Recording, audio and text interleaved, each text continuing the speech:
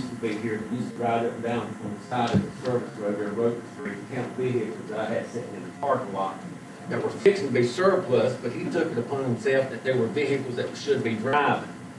And so we have to take the equipment out of it so we don't buy new equipment when we reservice. So everything we do is about saving taxpayers money. So a vote was made, no vehicles, and I was never asked. How many miles do we have, where do we stand, how many is in the shop, how many is fixing to be surplus. It was just made, and I didn't make any noise off of it. Never will. Because the day is coming when I'm going to park a vehicle right out there, and I'm going to ask you to go out there and drive it and answer calls. And it's not going to have a motor in it because it's not going to go anywhere. That's how bad we are right now. And of all the things that we could eliminate, that would be like me sending my officers out there to answer calls and not give them a firearm to take.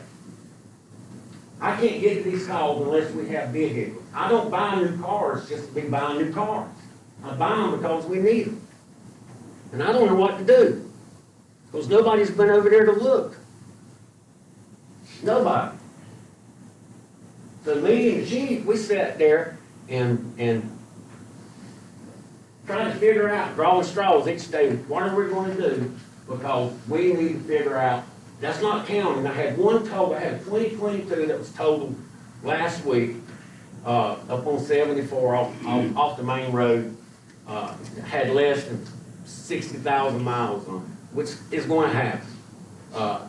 But I can't prevent vehicles. When we're servicing them every 6,000 miles, and we're servicing them and having everything inspected on them during the service, rotors, that kind of stuff, we're trying to save costs as much as we can.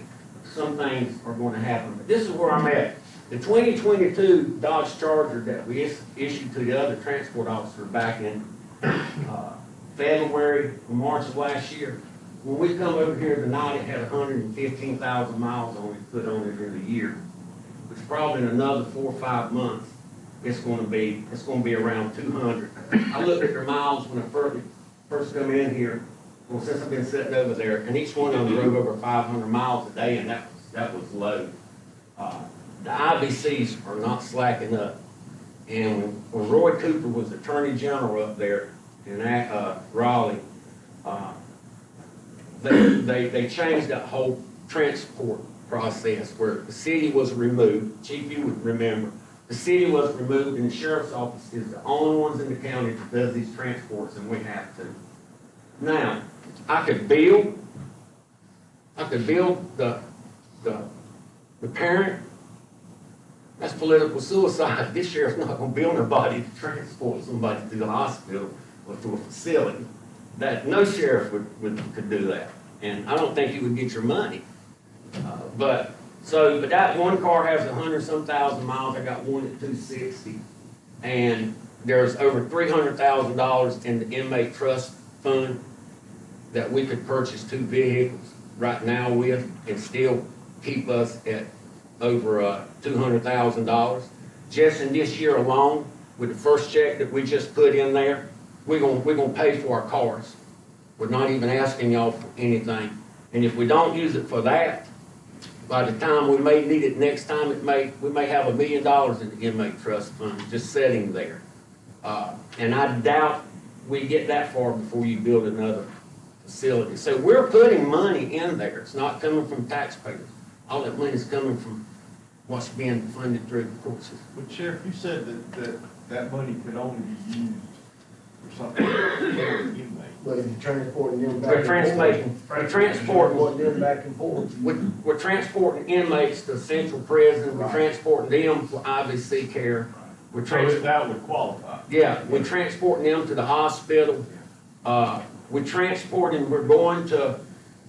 going to other counties, picking up inmates and bringing them to here. If the DA issues a writ and we have somebody up in Cherokee, then we have to go up there and pick them up. We bring them back, and they go for the first appearance, and then they load them back up in the car and take them back to Cherokee. So it's been. What about that vehicle? The one that I think it's the Explorer Black. I know they took parts off of it. and now it's at Clarksville restored. Right. That used to, They used to be on the road, but I understand it's surplus, but now you got to bring it back. yeah, that one was, I thought it was gonna be totaled. Nah, It's been sitting over there for 3 months. Right. And now they're trying to repair it. right. And, but anyway, it was, Was it wrecked? yeah, the car hit it in the rear, up on 401. Yeah. Clarksville pretty. That used to be my canine vehicle when I, And I understand they thought it was total when they took some parts. should have off been of it. totaled. Yeah, it should have been, but he put it back together. Well, let me ask this, then, maybe you or Beth could answer this more, but I don't, does he even need our approval for that? And like you said, Beth can stand up too, of course, the sheriff is correct, they are constantly taking money and putting it to account that's used for inmate needs, right? And so we have money in that, and we've encumbered money to pay for their generator, and then their freezer cooler project. But after that, I still think he has $200,000 left. That's fine. So I think, what I'm hearing you say is if we could use some of that to purchase cars, and those cars are designated for the use of inmate Right. use, then it does allow us to purchase cars with designated for Yes, we need not bless. But that's what I'm asking, does he need our approval? I mean, I would think that was under the sheriff. Typically, you approve a capital expense like that here. We need a motion. They, by me getting two for the transport, I can take the one that has 115,000 on it, the Dodge Charger, and put it back on the road. And hopefully soon, some of the other ones will. We've got one in the shop, the one you're talking about, and, And I get it, right now, time is tough with every yeah, department. and I know y'all been in a crunch. I mean, Well, not just that, everybody wants their own car, Yeah, whether they're essential or not, everybody wants, if they can get a car, they want a car, and it's tough. I mean, we're at a place right now, and I don't have I don't have an issue doing it if I know, that we've done all we can. But when, I've pulled vehicles, we're pulling vehicles off the road where, they're ragged out. But I'm trying to put them in the parking lot just in case we have something to drive. But if it comes down to it, mine will go to the road. And I'll start driving one of the old ones. Sheriff, what do you think the two cars are gonna cost? I would say somewhere probably around with them to be, the purchase and The outfit. outfit, you probably right at about $100,000 For both. for both. SUVs. That's state. SUVs. That's state contract. Well, that's a state contract, the company that has them now has them state contracted. 49, 50,000, he's gonna let us have them for 42, for guys sitting But on the lot. that's lights, that's radio, I mean, is that? I'm not sure about all that. Is that the lights? Right now, the base price of the vehicle that we're gonna go. Come up, Big Jack. For the Interceptors, which is the Ford Explorers, and being that if we use these for transports for inmates, this vehicle is a hybrid, so it's also gonna help save us on the fuel mileage of these vehicles being on the road as much as they are. That, vehicle sells $51,580. The dealer discount is knocking off $2,718. Then with the government rate, with the state contract price, is another $6,000 off of that. So the grand total for that vehicle that was 51 is now 42. By the time we outfit it and everything, we're looking around $6,000 per vehicle to outfit them. So we'll be looking around the 48 range, two vehicles, 96-ish. Probably been off at the 50 range, really How high. quick can you get? They have, this here is from the same place we bought our last Ford. They got 4 of these on the lot right now, ready to go. So we're asking for 2. If we can make 2 happen, then we just get in line with Dana Supply over in Clinton, and about a 6-week turnaround time, we can have them outfitted. Sheriff, it's the same color, what you got now? Yeah, Black or what? Black. So Sheriff, what about the car that was totaled? Is insurance gonna replace that or? Well, it how? just happened, when was it, last Tuesday? Yes, sir. And so I'm not sure, the insurance company with the holidays has been there. I'm pretty sure it's gonna be totaled because all the airbags went off. Yeah. And if the front end damage is not. Many of you ever been down the dirt road there by Tony Pool's motor, car sale. Both got through? Yeah, it cuts over. Well, he hit that railroad crossing, Is that foggy morning too? that foggy morning, yeah. So Sheriff, should we try to deal with that too in this? No, That's sir, I another think, vehicle that you got on the road. But you can't, It should. Yeah. the same. Yeah, that's Yeah. it.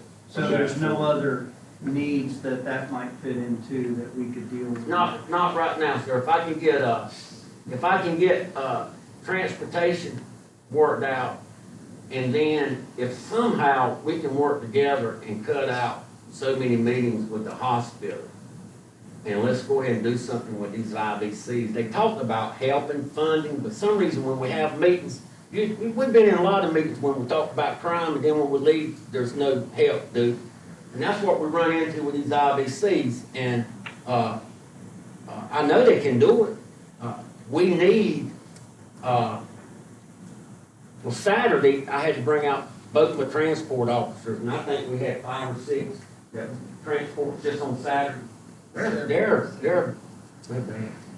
I look at some of this stuff, the health stuff, and Well, I was gonna ask see with that same question, Sheriff, because what she's doing is intervention stuff with some of these IBCs where they can try to come into the home, diffuse what's going on, so that you don't have to transport, but that's coming down the road where she can get. yeah, everybody wants to everybody, the magistrate, they all cover themselves, and so they just Yeah. send them to the hospital, and then we end up taking them. Right. Well, Sheriff, how many cars did you lose last year? Calendar year. How many cars did you lose last year? How many did you have to, park? I bet you right now, we've parked, Yeah, they've surplus quite a few. yeah, we surplus, which, what's happened, and then I'll sit down. What happens is we approve the budget, and by the time we approve the budget in July, we're told how many cars we're gonna get. Well, everybody else and their neighbor has already ordered their Right. cars, Right. because they've already been told early, so they put in their order. So then we fall on the back end of that, and so it took us from July all the way to November Right. to get our vehicles, and then we went to Hendersonville and went to Pennsylvania, didn't we? We went ourselves and picked them up so we wouldn't have to pay for the hauling. Well, so then it took from November all the way to about March to get the installation done, because we were behind there. You know, when Robinson County steps out there and orders 50 vehicles at one time, you know they're not gonna push our little eight in front of them, so that hurt us. So what's gonna happen this year is by the time we order vehicles in July, we've already gone 1 year without any, it's gonna take at least another 8 or 9 months to have them, the next order. So that's the reason I'm asking. So how many did you surplus? 7 were stripped. 7 or 8 was stripped. And I think when those ride-bys were being done and they were seeing these vehicles, they didn't have equipment in them yet. Some of them were waiting to go to, and they just read it wrong. And this is where we are. Well, you know, the last thing any of us want to do is not I know. have our law enforcement, you know, with the best equipment out there I serving know. the citizens. And last year was a tough year. and you Yeah, yes, understand yes, that. sir. Nobody can predict when you're gonna get in a wreck or, you know, things of that nature. So I guess right now we need to make a motion. Yeah, I think we- Make a motion to, you know, I'll make a motion. and I'll say, Let the sheriff continue on. with the purchase of those 2 Purchase With vehicles. those two. And then maybe we can have discussion sooner. Just an idea, so I can, Next year. we don't have to pay for them, then I just need to put in for them, so we'll be put on the list. Okay. Capital planning. Don't wanna word your motion with funds from the inmate. With funds from the inmate fund. Correct. Yeah. Right. Hey, I really appreciate, everything y'all do. Y'all been good to us, pay raises and stuff, and I know I need to do better coming here and keeping y'all vibing on what's going on. And we have to be cautious of other departments. that- I understand. You know, that. I know they got cut out, Right. they got cut out too, I get it. Sheriff, we appreciate everything you and your men do. Well, I appreciate it. We have a motion and a second on the floor. But I have one more question. Go ahead. In order to get your cars at a appropriate time, when do you need to put your order? I mean, tell What do you that, think, March? those young people that just got on board. It could be. The state contract prices, or the state contract prices are not even released until September the 29th, September the 30th of every year. That's what, in our budget, when we start doing our budget preparation, what I normally do is I take last year's prices and just pretty much consider about 3% markup. That's what my estimate is whenever I start doing my budget proposal for the following year. Come July 1, or the last week of June, we find out how much we're getting. Then we find out the prices of those cars come September. A lot of times we put in our intent to purchase with the company, but we can't actually order it until the state contract prices are released. So meaning our order really don't go in until October, and then we're pretty much shooting for that, at that price, whatever they took the price at then. When we came into a problem, 2 years ago, there were some statements about us getting 10 vehicles. 10 vehicles were approved for the sheriff's office. That sounded good on paper. It looks like we got 10 vehicles. Really, we didn't. We got 8 vehicles that year, because by the time you outfit those vehicles, 8 vehicles getting outfitted, that was the price of 2 more vehicles that got burned up in that. Not to mention, we got 2 new SROs that year. We had to give them a car. So really, we only came out 6 vehicles to the good, where we keep hearing, oh, y'all just got 10 cars. No, you can show me 10 cars from that year, I'd like to see them. But we got 8, and then 2 of those positions were new positions for new SROs. So technically, we only got 6 cars the year that we were hoping to get 10. Did we negotiate? Oh, wait, hold on, before we get off on this part here. Does anybody else have any questions about this motion? Second that we have on. Okay, with that, y'all in favor of that motion, say aye. Aye. Any opposed? Okay, thank you. Thank you. What else? You want? No. Okay. I just wanted to get that out. Okay. All right, thank you, Sheriff. Yes, sir. I know David's here, I saw him with the rescue. There he is. And you have a presentation for that. Yes, sir. All right, good evening. I'm David Leviner, I'm the rescue chief for Scotland County. I'd like to spend a few minutes to make you guys aware, as we're going into budget season, what Scotland County Rescue Squad is, what our mission is.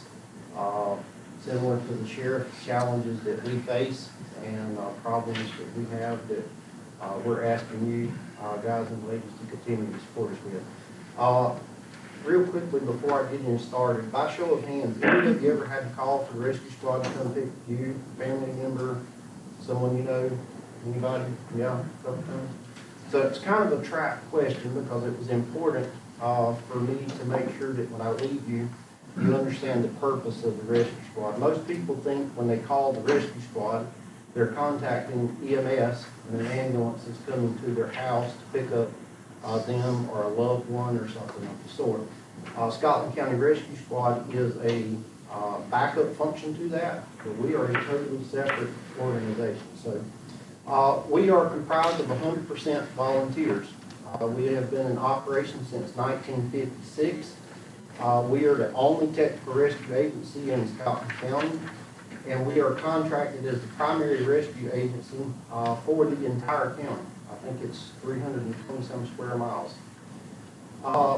Here are some of the things that we are tasked with responding to. Vehicle accidents requiring heavy rescue, technical rescue incidents such as confined space, high angle, road, trench, swift water, flood water emergencies, ATV and UTV emergencies, dive emergencies, hazardous materials response, structural collapse, weather emergencies, and agriculture rescue.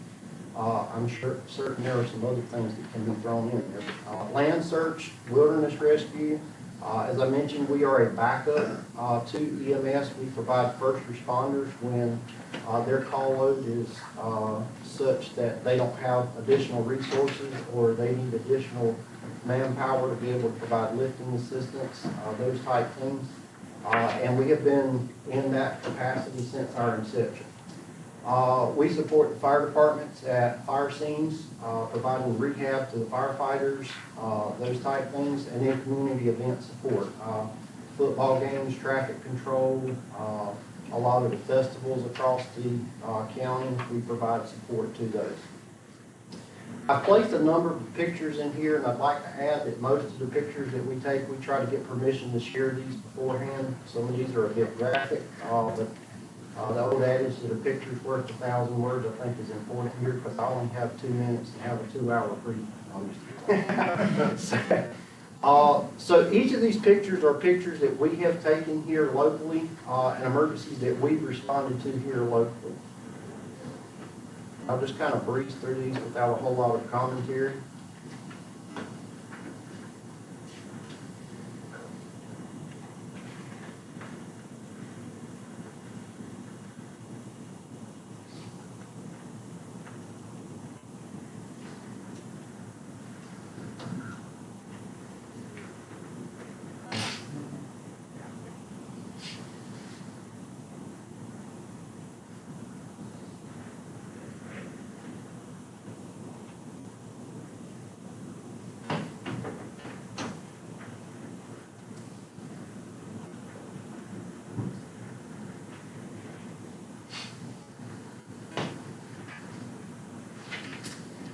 So the pictures that you saw there, again, are all things that we're tasked with responding to. What makes us different than other agencies in the counties is we respond to over 1,300 calls per year on an average of almost 4 times a day. So every single day, 365 days a year, you're asking 100% volunteer people with no compensation whatsoever to leave their job, leave their home, walk away from their meal, leave their church, leave their kids, be gone at Christmas, birthdays, all of those type things. That's what's expected of our 100% volunteers. Our personnel don't receive any compensation. We're the only emergency agency in our county that is 100% volunteer. I'd like to note, and I think this was probably an unintended consequence, but a few meetings back, the Fire Commission made a presentation to the board and requested compensation in the form of reimbursement to all of the volunteer fire departments in the county, and that was approved through the fire tax fund. And unfortunately, our agency does not receive tax funds or a special tax fund for our services, and as a result, we were left out of the mix, and therefore we are 100% volunteer. And that has had a very significant impact on my membership and my members' participation going to calls. It's a lot easier for them to join the fire department and respond to a call and get paid than it is to respond as a rescue member to the very same call and not receive any compensation whatsoever.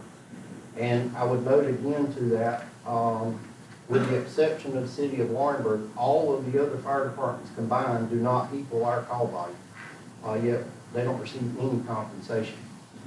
We don't have a base of operation in which to operate from. So since 1956, Gallatin County Rescue Squad has been housed in the Laurinburg Fire Department. They have been gracious enough to continue that tradition. But what worked for us in 1956, I would argue, is not probably the best model for us today, and probably has not been for quite some time. We're the only agency that does not directly receive funding into our department account. We are not allowed to control our own budget. So our budget is funded 50-50 from the city and the county. So of our expenditures, you guys are responsible for 50% of that.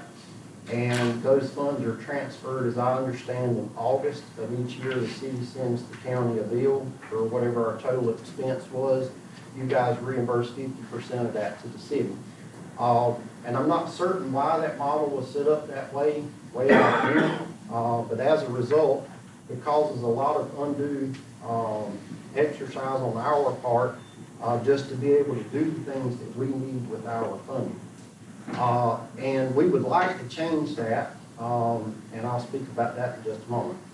And then I'd like to make it known, I feel like one of my jobs is to make certain that we take what you guys provide to us and do the best we can to the best of our ability.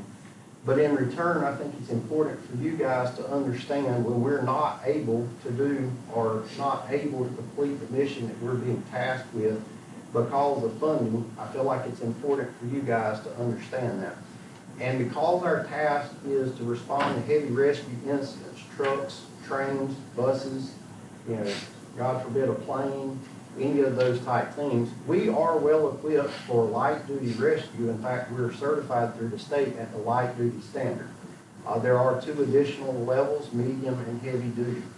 And some of the fire departments in the county have been forced to pick up some of our slack and start to perform light duty extrication. But none of them are equipped to be able to perform heavy rescue capabilities inside the county. And you guys give funding to us and expect that we are going to perform that.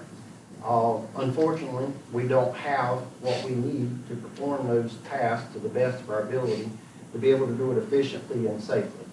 So I feel like it's important for me to make sure that you guys understand we have needs and are not able to complete those tasks without that support. Some of the qualifications that's required of our volunteers: technical rescuer certifications, emergency medical certifications, hazmat, land search field team members, incident command safety team courses, and many specialty courses such as dive, swiftwater, ag, high angle, low angle, driving, maintenance on vehicles, so on and so forth. And again, all of these hundreds of hours of training are being obtained by 100% volunteers. So what do we need from you guys? We need your support, and we need the funding to accomplish our mission safely and effectively.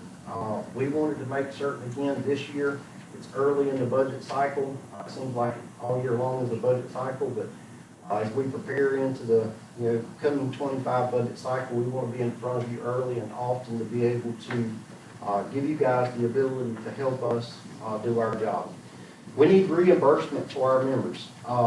We have, at our high point, been as many as 50 members on our squad to cover the entire county, with the thought process that people live in Gibson and Waterman, War Hill and around, that they can be true first responders and be there first to start aid. As of recent, we are down to 12 members, and that is a reduction of 12 members, so from 24 to 12. Shortly after this board made the decision to start paying fire departments, and then we were no longer paid.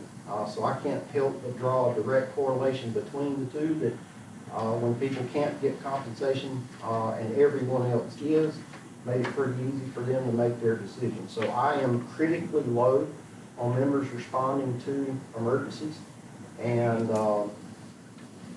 yeah, I need some help in that regard.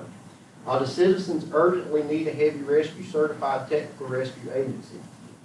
We are prepared to move forward to get that certification. We are a little bit short on equipment. We had existing funding that was encumbered in this budget cycle.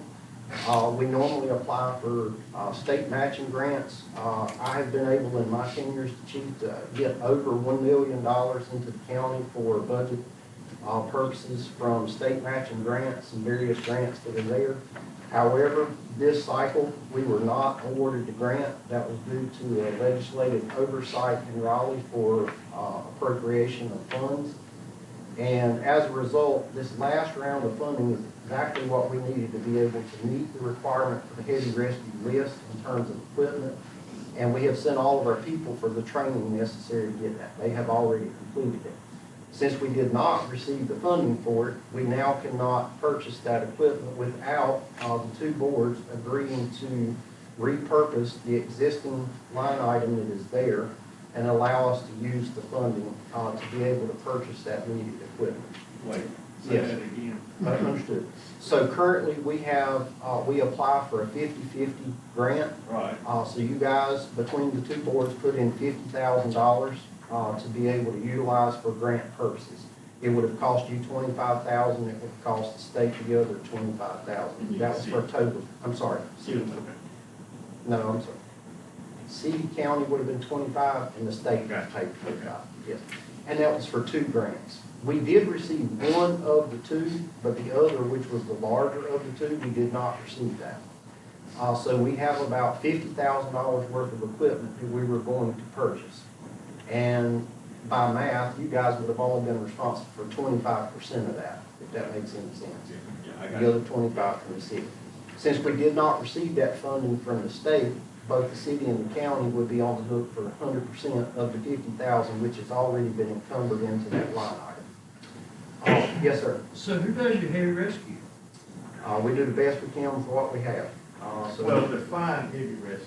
Okay, so any vehicle accident that requires more than light-duty extrication, so more than just basic, simple extrication, it would require bus, truck struts, heavy timbers, heavy extrication tools, a lot of beefier equipment, I think is the proper term, if you will, so it gives us, yeah, more capacity to. Well, are you done? I'm gonna give you a suggestion. I'd like to get two more things, Go and then ahead. I'll be glad to answer that, if that's okay. So number 3, again, is to please direct funding, future funding into our account. Our agency is comprised of a board. We have spoken with Ms. Beth Hobbs and asked her if she would be willing to serve as a treasurer on our board. That gives some oversight from the city and the county. She has graciously agreed to do that. And in addition to that, we are willing to submit at the end of each year, when we request a new budget, an audit from what we have done in the past. Well, that's gonna open it up to a audit, isn't it? I mean, if you do it that way, you're gonna have it CBA audit, not just an internal audit. Not if we keep that separate as we do some of the other entities. Yeah, but it's like historic property. Exactly. So are you asking the I county mean, we're to become paying, your treasurer? I'm sorry. Are you asking the county to become your? No, I'm asking Beth Hobbs as like, an all the individual. time? Okay. That's correct. As an but I individual. mean, what I'm getting at, I mean, historic properties, we pay, you know, it's been that year-long battle, $5-6 grand a year to audit a $25,000 budget. So your volunteer fire departments, they don't have to submit to that audit process either, correct? I don't think so, no. That's right. So we're asking to perform exactly like the Yeah, remaining they're volunteer a agencies in the standalone county. corporation, so, So are we. I don't know, I mean, I'm just thinking out loud there, I don't know. David, Yes, not to put you on the spot, no problem. compared to the volunteer pay, heavy equipment pay, which one would you put priority top? Volunteer pay or Yeah, you equipment? saying you pay for it like the city, Mhm. or their fire. But your volunteer gets some pay, your pay, Okay, over the heavy duty equipment, which one would you put top priority? so you put me in a very difficult. That's why I'm saying, I can't, But it's. I am prepared to answer It's that. critical. So all the equipment in the world with no people is no good. So if I had to choose between the two, I would support the people. Now, having said that, people with no equipment are gonna do you no good. And you guys What find, you got to work with. sure, and you guys find yourself in a very unique position. You get to choose what we respond to you and your family with, so we'll do the best we can with what we I got. mean, well, and here's my comment about the entire, you've got to give us, you know, we Understood. gotta have, here's what I want for this is how much, if I pay them X amount, this is how much this is gonna cost. I mean, because we've got it, and that's coming up. I mean, we start that process next month.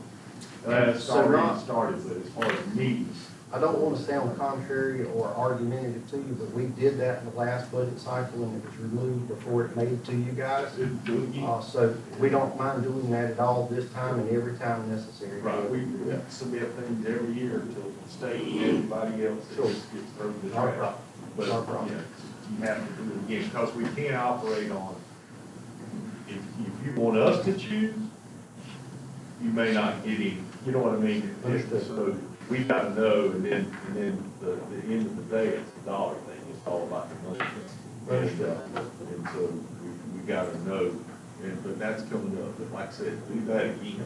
But break it down, don't, you know, and I wouldn't say rank it to which one's more important, but I mean, I will be prepared to say that, you know, at some. Are you required to turn that into the city before it comes to the county? Or is that just how it's always been? I think that's the way it's always been. Yeah. So, and you can speak more to this than I can, it's my understanding of this process. Our first step is to the city, and Charles generally communicates with you. You guys come to some mutual agreement, and then it moves forward from that position. So that's my current understanding of that. So the city pays the bill, or whatever it is. And I know the fuel was the city. The city, you say the city pays the bill?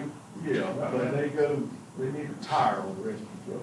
Well, and It I says I here, do believe we agree on. it the says here, amount. rescue squad is funded 50/50 by the So, county. as an That's what example he's for, saying, I'm talking about who actually writes the check. so as an example for even math, if our expenditures are $100,000, after the July budget is passed, you guys get an invoice from the city for $50,000, you reimburse the city for $50,000, is my understanding of it. But that's what I'm getting at, the city pays it. They pay it They eventually. actually, they're actually acting as the county. Right. That's correct. Okay. We just need to heard that. That's correct. Hey, just to clarify, I understand there's like a call-out pay, something like $15 if a person responds to a call. I don't think that's on the rescue squad. There are for other agencies, but not. Yeah, not on the rescue squad. that's the question I'm asking him. So that's the pay you're seeking is That's correct. to get that So we're- equivalent amount when your folks are called out for a rescue call. Yeah. We're asking for the same thing that the fire department's have. Okay. They have a The second- reimbursement. It was discussed when we did that, but I Right. think at the time, correct me if I'm wrong, there was some question about trying to use, because we use the fire fund money for that. Yeah, that come out of the fire. I'm just asking, I just want to make sure I understand the issue. So the $15 there. The second thing was you seemed to mention getting reimbursed for time in training. So, If I did, that was not mine. okay, because you I'll mentioned give that you people mine. were undergoing a lot of training time they weren't being paid Yes, for. so the I didn't call- know if you meant somehow they should be compensated for that. The compensation that the fire departments are currently receiving is considered pay per call as a reimbursement, and it is for a call basis. I'm not currently on a fire department, so I don't want to speak for them, but I'm not certain that they're being compensated for training hours. I'm not sure about that. You couldn't afford it.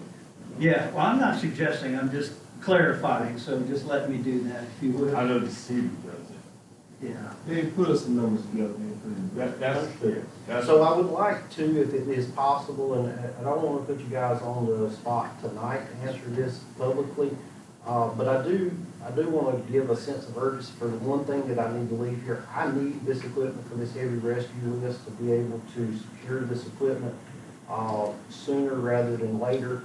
I started this process January 9th of 1994. The third Monday night in October of this year, I am done with emergency services in Scotland County, almost 32 years. My position, time is up. That is one thing that I would like to see us have done and have completed before the end of my tenure. In order to do that, I need your support, I need the city's support to be able to utilize the funds that are already there, that are already encumbered. I just need to repurpose and retitle those funds and be able to use that. I'm not asking you to spend any additional money beyond what you've already agreed to. And again, I'm not asking you to make that decision tonight publicly, I'll obviously take it, but if it's not tonight, I would like to ask you as a board to lend your support to that in the next coming days, so that we can. Well, there ain't no other meeting until February, so we don't get it tonight.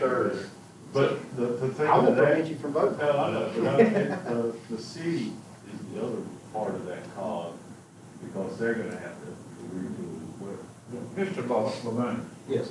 so how many, off the top of your head, how many calls do y'all respond to a year? 1,300 plus or minus. 1,300. About 4 per day. 1,300, you know how many's in the county, how many's in the city? It's about 60% city and 40% county, plus or minus. How that count, what's the percentage of heavy rescue? I don't know the answer to that exactly. I'd be glad to get that answer for you. I would like to know that. I'd be glad to get that answer for you, but I don't know what that is right off the top of my head. Well, it's up to y'all, I mean, we're not gonna meet again in February, so we don't have a budget session. Well, It sounds like there's a little bit more to this that we've got to solve in the city and understand about it. We need to make a move first, though. Yeah, I think we need to get with the city. No, we need to make a move in City Park. Well, ours could all be contingent upon the city, to their. You said the funding is already encumbered. That's it's correct. So there. there's And you do $50,000 in the line item, in the budget, And in so the if current you use budget. that money for that, you're gonna still have whatever operating funds you need. That's correct. Okay. That is How, specifically do for you the have an Have you idea looked how at that? much you're looking at spending? 50,000. Okay. I have every dime of the county list. In total, 25. That's correct. But it's One not- time. I make a motion they use that $50,000 to get started. I'm sorry, sir. I make a motion that you use that $50,000 to get started with tonight. Thanks, sir. I'll say that. Take a second. And that is that the encumbered money It's not incoming money. as long as the city goes with. Yeah. There. Right. Okay. I don't need a motion. No, All right, so we have a motion and a second on that. Any other questions about it or anything? All right, all in favor? Aye. Any opposed?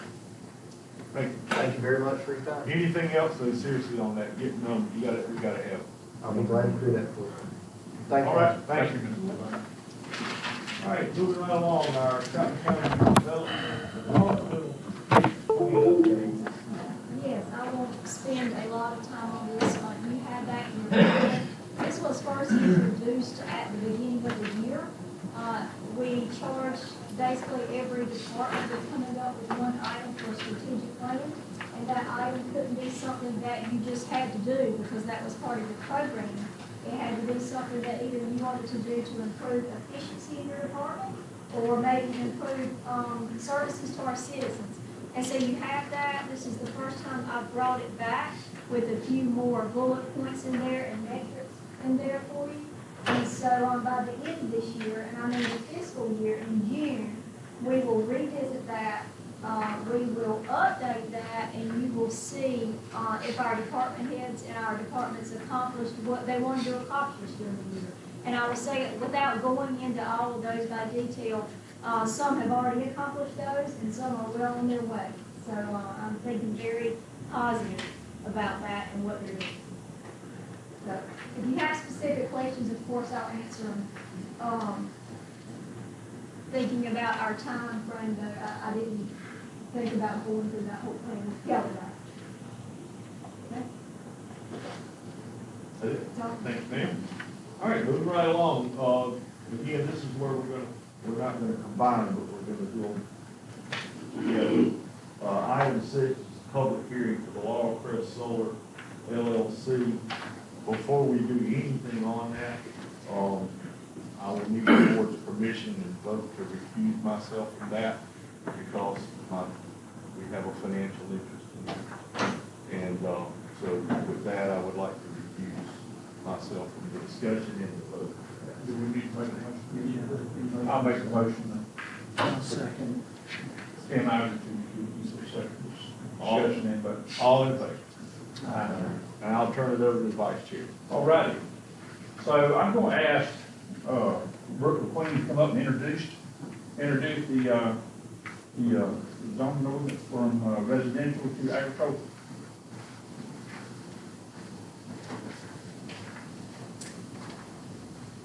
So I have Laurel Crest Solar, requesting a special use application to construct solar arrays to produce clean renewable energy located south of Old Wire Road in Lar Hill.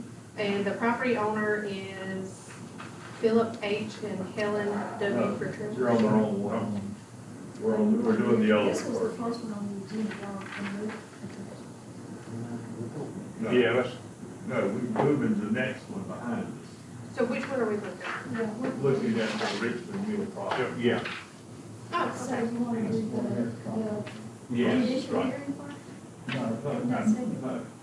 We're doing number 6 now. Yeah, we're doing number 6. So that's Philip Pritchard. Well, we're combining them two though. Right. No, well, it's part of our traditional. Number 6 is a request for redesign Gillis Road property from residential agricultural to conditional zoning. Okay, so you want to put this in and do that? That's the, I think you're doing them both. I think you're doing one, it's its own, and then you're gonna do the second, it's its own. But because they're here, we're gonna go back to back. Okay. one is a rezoning request, the other is a Yes. place. So where we need to be right now? Okay. So was that right? Or- Yes, ma'am. Okay, okay. You need to do the one for Gillis Road, which is not the one you're talking about. The one, The one that he has conflict in. the Richmond Mill Pond, Gillis Road. Okay, so that is a rezoning, that's not quasi. Okay. Right. Okay. So this is Laurel Crest Solar, requesting to rezone from residential agriculture to conditional zoning to construct solar arrays to produce clean renewable energy. The property is located along Gillis Road in Laurel Hill. The property owner is Richmond Mill Pond Properties. So we have our, guys from Laurel Crest Solar, here to have a presentation for, this request. We have Michael Fort, Mike Storch, and Tom Carroll. Well, at this time, we can allow those in favor of the, And when you come up, please give your name. I will. Thank you. I'm just gonna take your seat. Good evening, my name is Tom Terrell, I'm an attorney for the company Cypress Creek Renewables. It's good to be back here in Scotland County. It's always good to work with Brooks, great to work with Ed Johnston on these things. You actually have made a decision in the past to approve this solar farm. This is nothing but an expansion of the solar farm that was approved. To my knowledge, it was complete without controversy, but because of a quirk of timing and a quirk of the ordinance, the expansion that we're talking about right here on the northwest side of the solar farm is by legislative approval, and what we're going to talk about in a moment, in which we have some notebooks for, is an evidentiary here. Now, but Mr. Chairman, or Mr. Vice Chair, I understand you say we're going to combine them so that the information in this hearing can also be used in the next one. Would that work? Okay, thank you. That helps us to cut our time substantially. Now that we've done that, let me introduce Michael Forte and Mike Storch to introduce this project, and then they will then speak less on the second hearing. Thank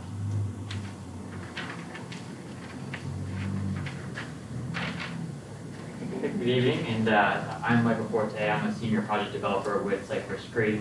I'm helping leading development efforts from the project start to through construction, and based out of our Durham, North Carolina office. So I've been helping lead this particular project through this process. And I'm here with my colleague here, Mike Storch. Hello, everyone. My name is Mike Storch, manager of external affairs for the Southeast PJM markets. Basically, I cover all the way from Illinois, Pennsylvania, down through South Carolina for utility scale solar and storage developments. But I've actually been working in the county now since about August of 23, because I used to be a developer on this project, and then just switched over roles to continue to be able to build engagement in the community.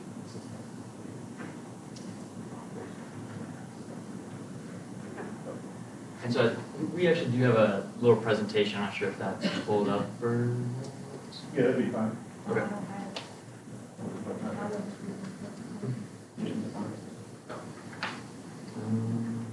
Is it in the book?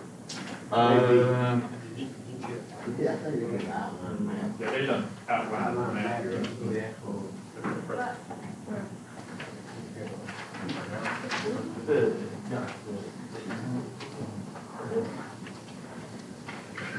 So this is just an extension on what was already approved. Yes.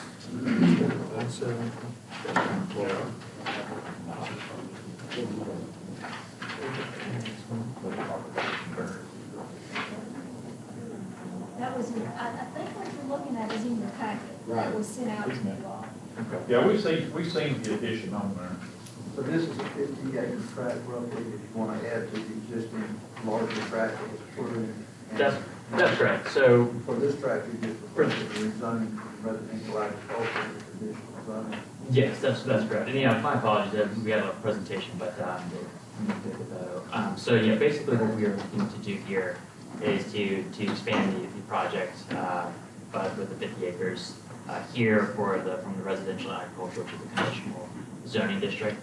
And the planning and zoning board representative did be approved. Correct, and yeah, we went before the planning board and for December 9th, we received the recommendation for approval.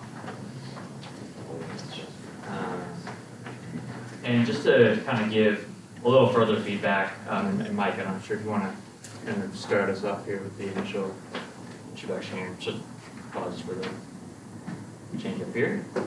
Well, why was this not 50 acres put in on first?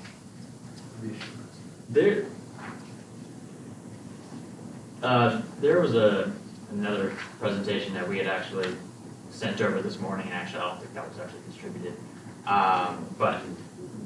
But the 50 acres that is on here, it should be, if you go to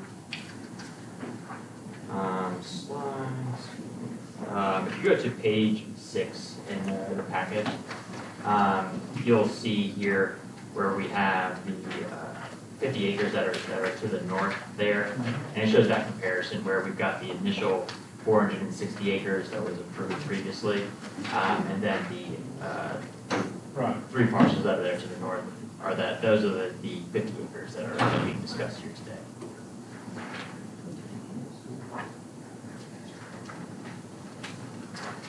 You talking about that were 1 and 23, is that what you're talking about? So yeah, if you right there along the Gillis Road there should be the 3. Yeah, but what we're looking at is a map, it don't show the street. We try to grid G.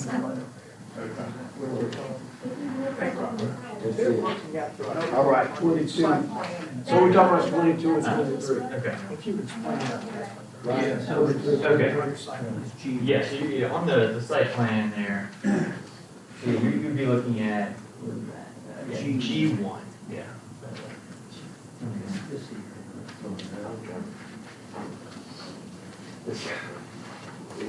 And I'm really. Just trying to get it.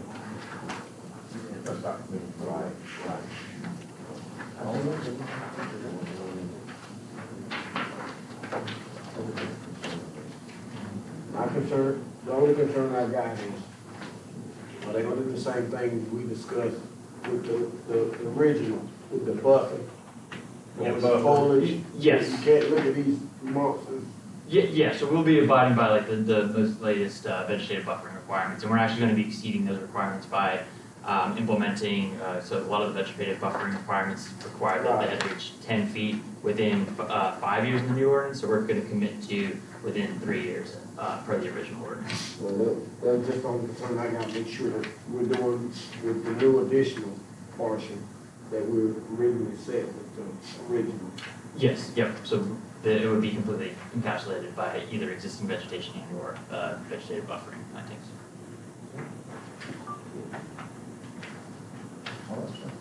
You done? Okay. Is there anybody here to oppose it?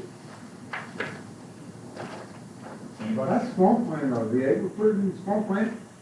That's swamp land. I see some water. I mean, they spring pretty much over at 3/4 exactly. I mean, I live there, I know, I mean, you don't have to deal with that, you can walk there. Hold on, Mr. Booth. I guess you cannot put panels if it's truly a wetland or swamp. You have to stay out of that by both state and federal regulations. So the footprint's not going to include wetlands? I don't think there are any wetlands on that site that have been delineated. They're at the back. Yeah, Okay. we're not going to be impacted. Yeah, there'll be no impact to Right. any wetlands. Well, see, I see, Yes. I guess what he's talking about on this map, That's Richmond Mule Farm. Would you like to come up, speak up, there's some areas of, like a creek or pond or something. Now, there's a 125 acre pond there, and just out from the pond there's mud that deep for 200 yards. But we can't come here. Huh? But we can't come here. Okay, I mean, I'm just saying. Yeah. If you see You what can't, the- you can't even, okay,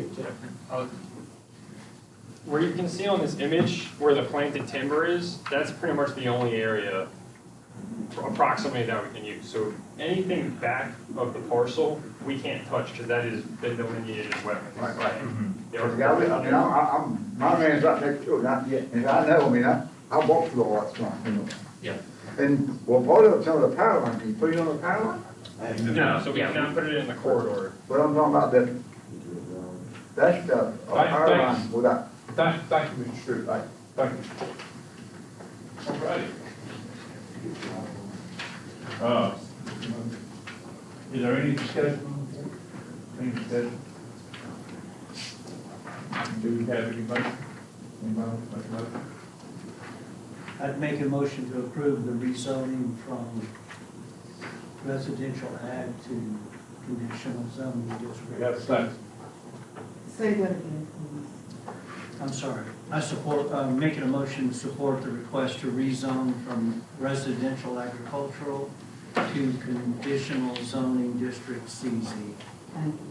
Okay, we have a motion and we have a second. All in favor? Aye. All opposed? Any opposed? All right, that. All right, I'll turn the speak back over to Tim Ivey. And then we'll jump down to item 9, which is the special use permit that we need to have a quasi-judicial hearing for on the same project, but a different piece of land. Now we're doing the okay.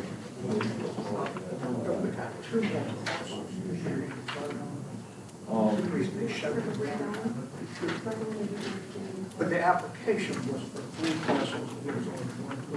Did that vote cover all 3 parcels? We covered what was on the application, which was 3 parts. Right. Okay. Okay. That's. Sorry, yeah, the picture was just showing. Before we start this, I want to announce that this is an open evidentiary hearing. This is a quasi-judicial nature of the case. Standard applies the appropriate ways of participating. Any witnesses have to be sworn in regarding the case.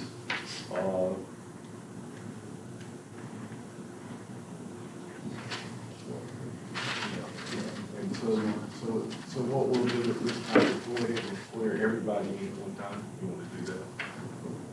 And anybody that's going to testify in this matter can come up, and we'll get Ms. Anderson to take the role of who it is.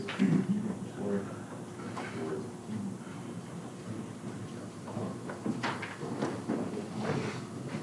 Well, it will get in. But go ahead and list your names, Ms. Anderson, to be able to put. Chris Sandifer, Sandifer. Bifer. Correct. Is that CHRIS? Correct. Nick Kirkland, Kirkland. Say that again. Nick, Nick Kirkland, Kirkland. Mike Storch, Mike Storch. I'll spell the right first time. Okay. Michael Forte, Forte. I spelled that right. Okay.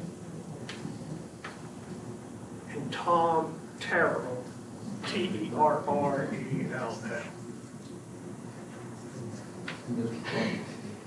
Brooke and Miss. Brooke McQueen. Brooke McQueen.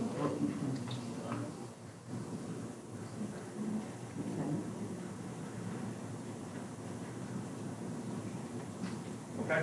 Do each of the witnesses solemnly swear that the information they're presenting to the board will be true and accurate? I do. All right, thank you all. All right, sorry.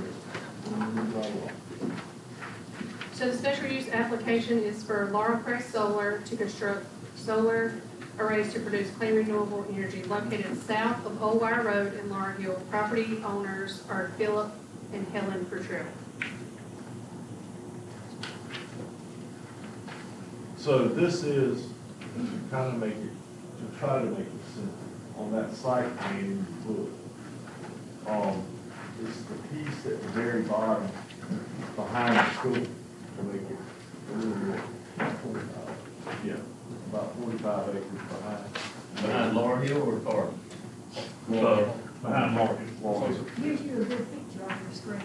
There you go. That's hard. Yeah. They're just adding. We're just adding. Yeah, they're just adding on to It's that. hard to see the solar panels that are seen in this picture because it's not close enough, but they're beside that wooded area. They're just that way. They would be that way. But anyway, Right. and I think, and we can accept as evidence in that a letter from the school system as well that Dr. Baldwin usually comes up with, that we can also accept as being in favor of the project. All right, I'm sorry, go ahead. You done? Yes. Are you asking that these manuals should be accepted as evidence? Yes, we asked that they be accepted into evidence. Thank you. Again, for the record, my name is Tom Terrell. I'm the attorney for Cypress Creek Renewables. Given that the last hearing went fairly quickly, I am going to ask these speakers to be a little bit more brief and mindful of your time. But I do need to submit all these materials. You have seen almost the identical materials on numerous solar farms in the past. The same experts, the same reports. It's switched out, and it's a little bit different for each site, but there's nothing in here that's materially different that would change what those expert reports say. If you want to look at a good map for Buck and a good site plan, you go to the tab that says site plan. But I also point out to you that right behind that, you see there's a landscape buffer tab, and that landscape buffer shows you how thick the buffers will be around this facility. And then the remaining expert reports are in there. I know we also have some, I think, one or two representatives from the school system on here. I know he did not sign up to speak, but I would like to. We have his letter, though. We do, that the letter is signed by that. Right. I just want to, if I could just, on behalf of Cypress Creek, thank you for your presence tonight. We appreciate that. I'm going to ask Mr. Storch and Mr. Forte if they would give a very brief overview of this site. And we have two experts. I'm just going to ask them to come up and to affirm that this is their report that you have here.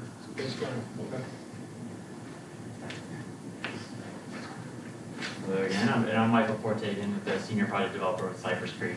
And so the 50 acres that we're also proposing here that's in the south, which I guess would be B4 the site plan. One thing I wanted to note is that we have met with the schools, and we're able to have a pretty decent discussion with them back in October about the project, where mainly we discussed things about health and safety and primarily construction, where we worked to just try to coordinate with them and our external construction contractors during that time to be able to develop a traffic control plan and be able to also work as far as whenever there's heavy machinery to try to keep that to a reasonable level during testing hours to really avoid that and to really coordinate with the school during that time frame when it comes time to the project moves forward. And from that conversation, we are not only going to meet the ordinance, but we are going to exceed it. We are going to put increased setbacks on the school side, so we're going to increase it from 50 foot to 100 foot on that particular side. In addition, we're also going to be adding more dense vegetation along the school side and along the right of way. So it should be completely out of sight from all those angles. In addition, with the vegetative buffers, I think I already mentioned, we're going to be implementing what the old ordinance was, which was to have the vegetative plantings reach a height of 10 feet within 3 years versus the 5 years, which is under the current ordinance. So we're going to stay committed to that. Additionally, access points, we ensure to have the site entrance away from the school, so we have that further to the east. And then additionally, we have our construction monitoring, which we are committed to having an independent third party monitor the project during construction as well, to just make sure everything is going smoothly. So I just did want to highlight just some of those enhanced project commitments that we were committed to, especially on this particular portion. So there's no unresolved issues with the schools, they're here to confirm that you've done everything for what their wishes were. Is that right? Correct, yeah, we have a decent amount of discussions in that, I believe, but, especially as we get closer, if the project does move forward, developing that construction management plan with them and being able to coordinate all that, we'll certainly keep staying in coordination with schools as we have already been.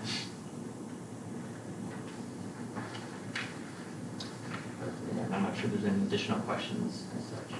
I have a question on decommissioning.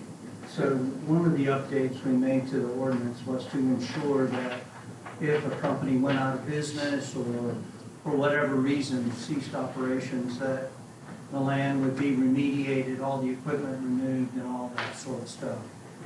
Does your annex on here ensure that that will in fact happen even with the change of ownership? If you sell this project to Duke or anybody else, that will remain in force so that we don't end up with, or the landowner doesn't end up with a situation of, equipment that's not being operated? Yes, and that should transfer over to wherever that change of control is, if that would transfer over to whoever that new owner would be. And our ordinance now requires this decommissioning bond. Right. Yeah, so that's my other question. I didn't see a reference to the amount of the bond in the decommissioning. Is it somewhere else? So I believe in the packet there, we do have the decommissioning report, but we would be, meeting with the ordinance requires, I believe, like 125% of, I think it was from what the decommissioning cost minus the salvage value, 125%. That's. So I just want to make sure that we're fully compliant with the decommissioning. Yes. Yes. If I may, there's also, in 2023, the state legislature passed House Bill 130, which is a North Carolina decommissioning law for solar facilities in particular that actually requires a decommissioning plan, and that's submitted every 5 years for all solar facilities across the state. And that program is going to be administered through NCDEQ, so that there's going to be an added layer of accountability for the decommissioning of these So facilities. we can look at that if we want to make sure, or they're going to ensure that bond is kept at the appropriate level. Yes, and we'll update it with the county as well, since you guys have your own bond requirement. Okay. Thank you. And if there's one extra layer, we also have this built-in language within our option contracts as well, so it is a requirement as well in our this contract. So. Okay, thank you. Thank you. We have two experts, just so we have them in the record, if they could just say who they are, and Chris and Ben, and that this is their report. Thank you, board, members of the board and Chairman for hearing us. My name's Chris Sanford. I've testified here a bunch of times. Everything that I've said is in that report. That report did not change. It's the same thing you guys approved before. In my professional opinion, as a licensed electrical engineer in the state of North Carolina, it will not materially affect the health and safety of the public schools. Any questions on that?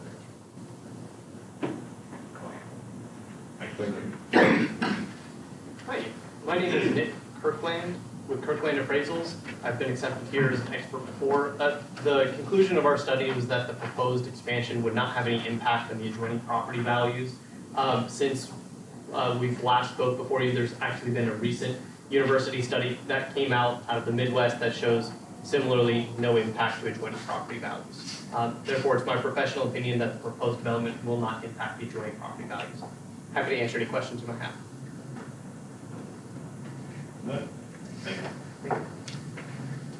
And Mr. Chairman, that concludes the presentation of our evidence. I think from this we've demonstrated that we presented substantial evidence that the applicant has met every single standard in your ordinance, and we appreciate your support of a special use permit. Thank you, sir. And thank you to the school board and school system for being here. Is there anyone else that contends they could be a witness for this? Or, okay. If not, then we'll close the quasi-judicial hearing at this time and open up for discussion. I did want to make a part of that record for that, I assume that book separate from whatever, that we put that letter from the school within that, since all of it's, all the evidence is in one place. Yeah, I've got a copy. Okay, any other questions, discussion about this? Yes. I do. I'd like to ask a question about the appraisal. So the tax value on the land was $319,000 market value, and I assume that was after the 80% reduction. I don't know those specifics. So for what we do for a property like this and a proposed use, we don't actually appraise the underlying land. We do what's called an impact study, where we're looking at for other similar developments like this, other similar solar facilities that were developed, were the properties that we're selling next to them selling for more or less or about the same as other nearby properties. Whether this one is worth $100, $1 million, it matters less than what the proposed use is and whether houses next to that are selling for similar values as prior, and they are. So we're not placing specific values on any particular property. I guess what I'm talking about is this table right here. It says market value $319,000. Are you Sorry. ready? Yeah, so that you're referring to the tax memo report that was shared, I guess, maybe a couple days ago, maybe this morning. That's referring to just a general approximation as far as what we anticipate the taxes would be as far as the changing of the land from its current use to the solar use. So you've got your real estate portion, and then you've got your capital investment portion, which is going to assess the actual property. That's correct. So that does include the equation of adding that 80%. So where did you get the number that you started with if pre-subtracted 80%? So are you talking about the initial capital investment costs? So those are just from initial costs that we've seen in the industry as far as general construction costs. So 560 acres value minus 80%, roughly $319,000. And that's, I guess, yeah, with the real estate side, yes, I guess however much portion of the project's being utilized for it, yes, we're able to kind of get a general sense of how many acres are going to be utilized for that will be changed to the solar use. And that's a general conservative estimate, I guess. It just seemed like that's, for 560 acres, it seems like the market value would be perhaps higher.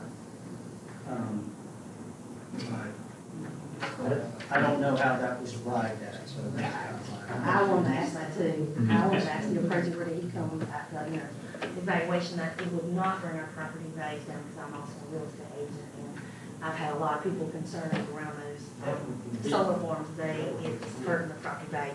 Yeah. Yeah.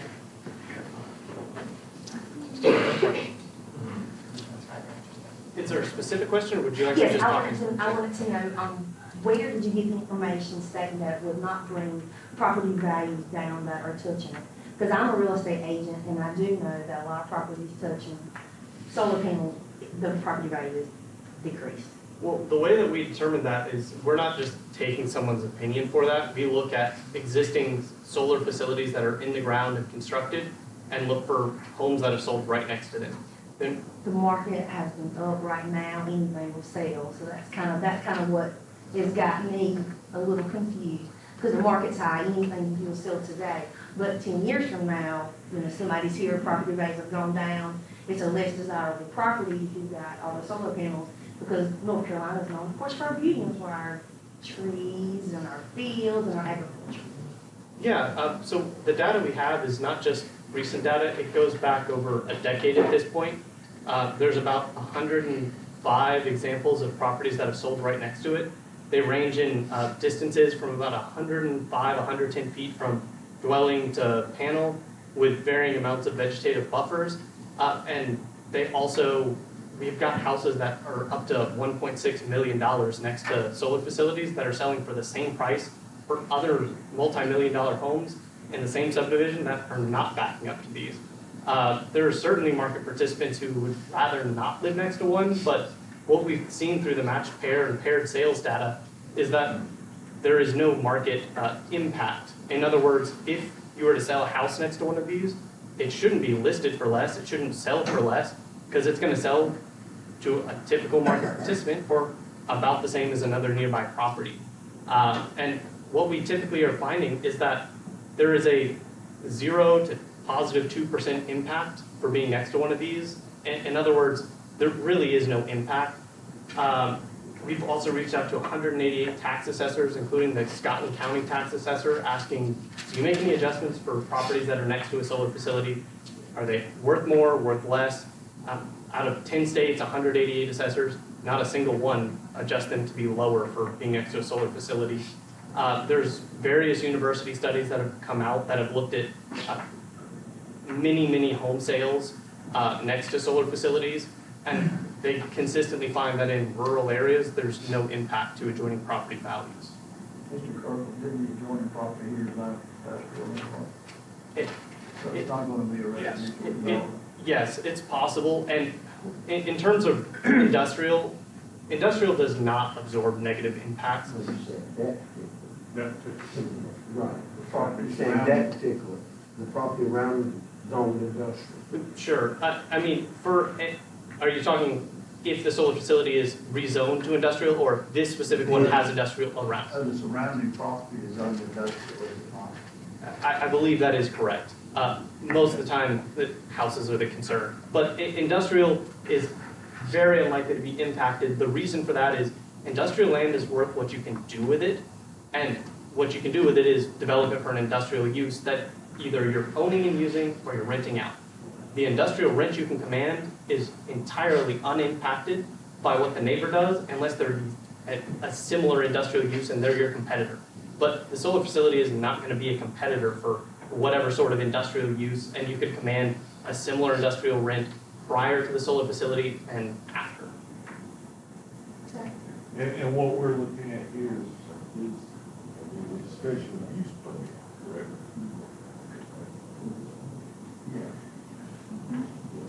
So you're saying that there's never been a case where a house was worth less beside of the.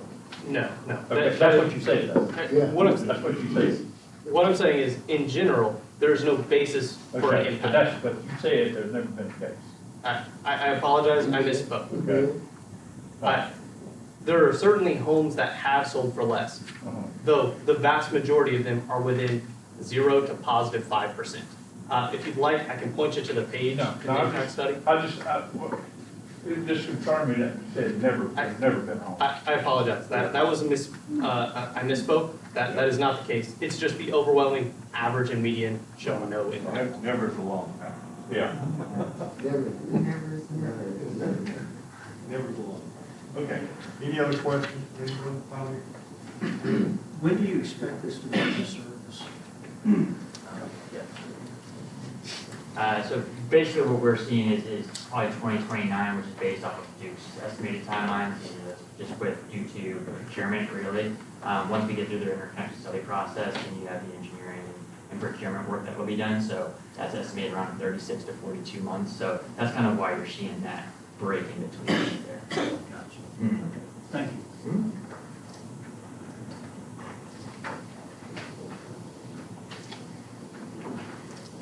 Nobody else? So this time we'll entertain action on special use permit for Crest Solar as presented. I'd offer a motion to approve. I have a motion, do you have a second? Second. And a second. Any other discussion? All in favor say aye. Aye. Any opposed? Motion carries. Thank you a lot. Thank you, Tim, appreciate it. Thank you. All right, moving right along, we're gonna have another public hearing on, for Yolanda Martin.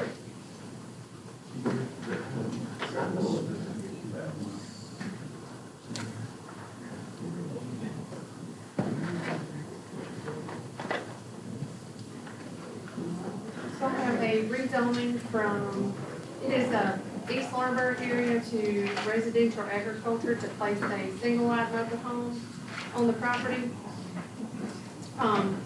We inherited the East Laurinburg jurisdiction, Good word. in about 2 years ago, and each parcel has not been zoned. So when someone comes to do an application proposing to put something there, we have been doing it separate each time. And I have Miss Tarana Marshall, she owns the property, and she wishes to put a single line on that property. There's no opposition in the zoning meeting, was it? No, sir. Ms. Marshall, All right, so let's open the public hearing on this, or anyone that wants to speak in favor or against, if you wish. If not, then, we will close the public hearing and continue on here. Now, this is the corner of 10th Street and 74 Business, right? That's correct.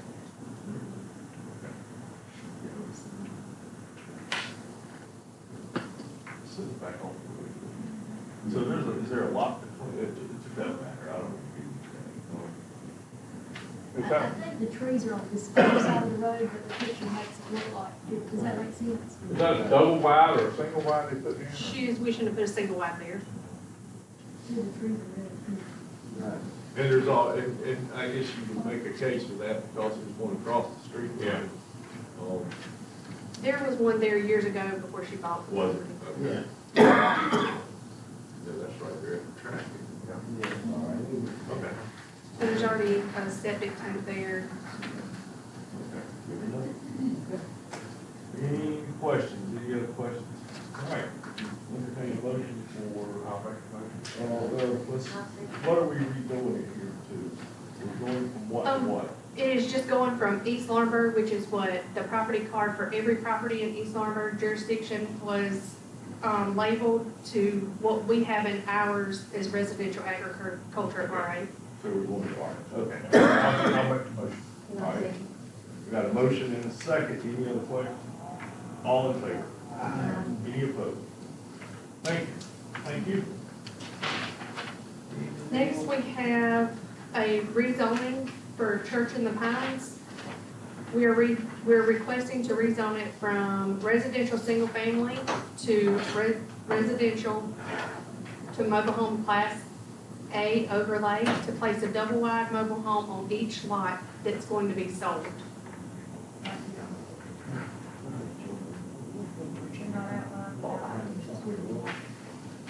That's out of Chapel back, man. I think Mr. Morgan gave that years ago. Right. Sure. Because there's the church, so these are the lots. Those are lots. Has been already surveyed out to be 3 lots, in depth going on Devon Drive and out of Chapel. Like this. Yep, it's all 3-corner lots.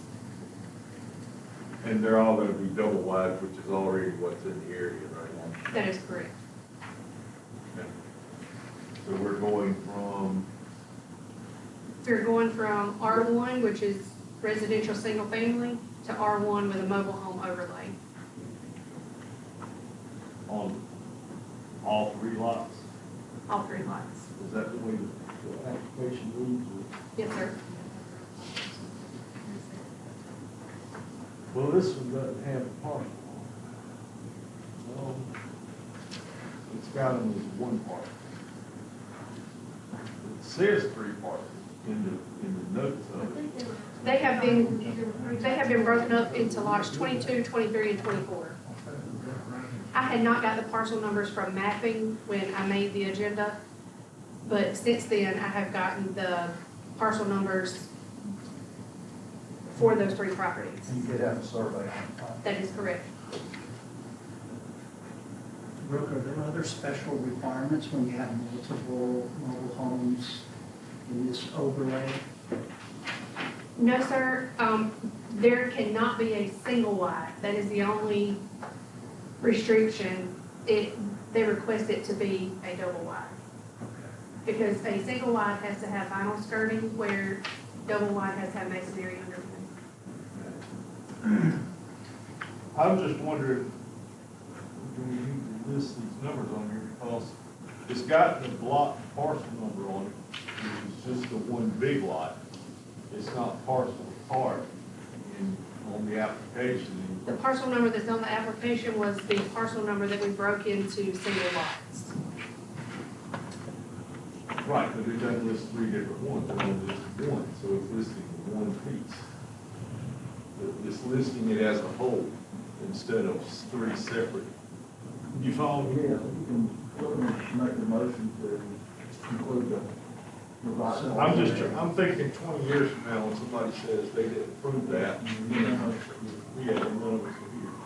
If you want to add parcel numbers into the motion, Or do we just need to say the three, that parcel number divided into three parcels? Okay. I was just trying to cover that for us. All right.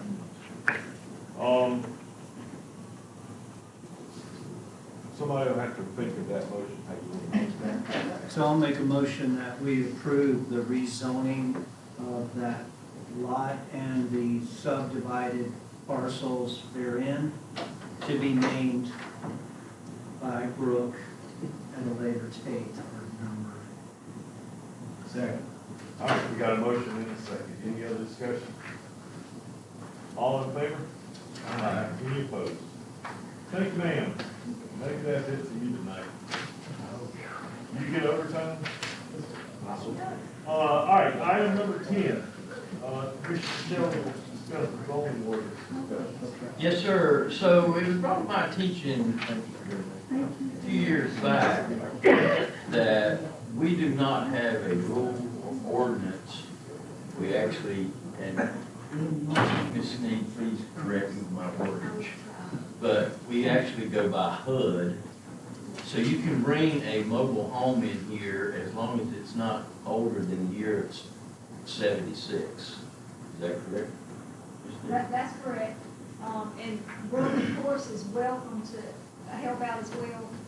When I took a look at the ordinances, you don't have a rule that says if you want a mobile home of any age coming in. And so our zoning department and inspections are basically following a HUD requirement. But it's still, that's not your own rule. HUD just won't allow any mobile home to be moved that was built after 1976, so they just kind of use that by default.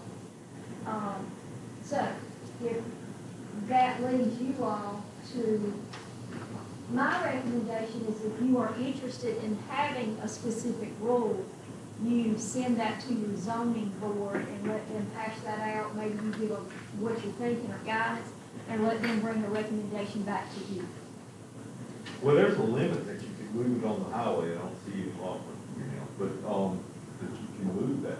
You can't move one that's so old. No, you can't move on the highway. That's what I thought. But I don't, what age is that? Well, I think you can barely see, it's so little because I put it in the ordinances, but it says built before June 15th, 76. It explains what a mobile home is and then talks about chassis and placement, designed for transportation on their own chassis. So I think that's kind of by default what we've been using because we don't have a specific one. Correct. Yeah, but I was just trying to say, I think DOT or highway, they won't let you move it. They got the special permits to be removed. Oh, you can't move? No, can't. They won't deny you. Yeah, you have to verify for that. But anyway, I was just trying to see if anybody knew that, because I know that but I would agree, we just send it to zoning board and let them hash it out. Is there a specific number you're looking at? I was thinking 30, 35 years. And that way, you know, that goes, it doesn't matter if 2030, 2035, you got that set. It's always moving. That's correct. Whereas if we keep this right here, we'll wind up with 100-year-old. I mean, we're already at 60. Right. I'm fine with that one. Yeah. And I don't have, I'd love to have somebody hash it out with you, but I wouldn't really know. When they can pull from other counties and things like that, see what other counties are doing and things like that. and get with DOT, see what they allow. Yeah. Ralph probably wouldn't know that, because he was the DOT guy. Yeah. We'll find that out. Okay, so we'll move that on to the zoning. Yeah, maybe we can get something back by March or When do they meet again? We meet on the third Wednesday of every month, so we'll meet this month, next Okay, so Wednesday. they'll meet this month, maybe. I just put no on those. You say that. I would doubt February, but probably March. I actually, at our meeting last month, I actually let them know to be looking over that and thinking about it, because it had been brought to my attention, and so they're already thinking on it and gonna bring something to me next Wednesday. Well, we're gonna have two new appointments here before long, so, anyway. All right, next item is the legislative request goals, and it's got my name on it, but, I guess it's, anything special we want to. It is the time of year, and I've been approached by our legislators. You need to decide what you're gonna ask for. And I think there's It's a that letter time of lady. year, don't, and I was told, hey, don't get behind everybody else, right? So if we're gonna do our own asking and our own lobbying to some degree, you need to start thinking about, so you can come up with consensus, what's your priority ask? And how do they, fall in line? Yeah, and I think according to his letter, I don't think he had a date on there. But, I think it was, I typically think that we can move it pretty quick, so. Right. Do we need, So jail and buildings. We're starting. Start asking something. well, I mean, yeah, I would say jail courthouse, if that's coming forward, we're over that, it's coming faster than we wanted to, I think. But, I think those are no brainers.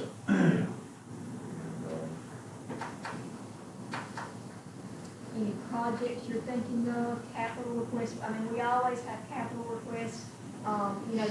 Things like I'm looking out the room, we know we need ambulances. I don't know the legislator's gonna fund something like that, because they probably expect your county to do that on its own.